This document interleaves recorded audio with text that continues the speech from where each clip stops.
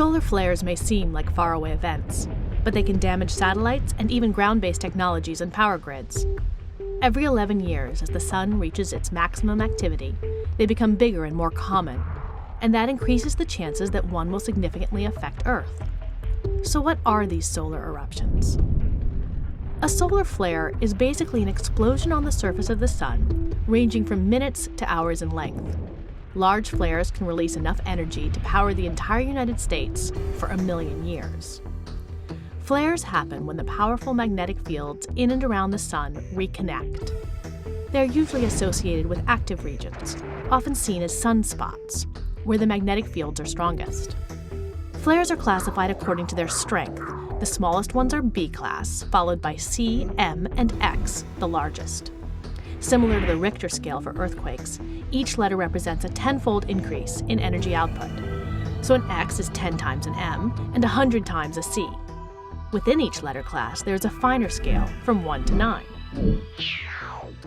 C-class flares are too weak to noticeably affect Earth. M-class flares can cause brief radio blackouts at the poles and minor radiation storms that might endanger astronauts. It's the X-class flares that are the real juggernauts. Although X is the last letter, there are flares more than 10 times the power of an X1, so X-class flares can go higher than 9. The most powerful flare on record was in 2003, during the last solar maximum.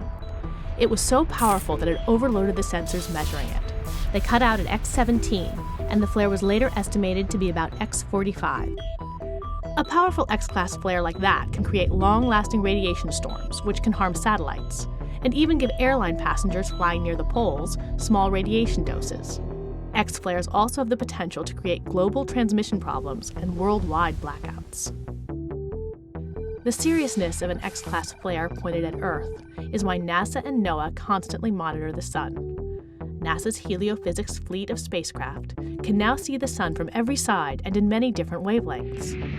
This unprecedented coverage is enabling scientists to predict and detect space weather events like flares and CMEs with ever greater accuracy. With advance warning, governments and companies can take steps to protect their technological infrastructure so that the worst scenarios will never happen.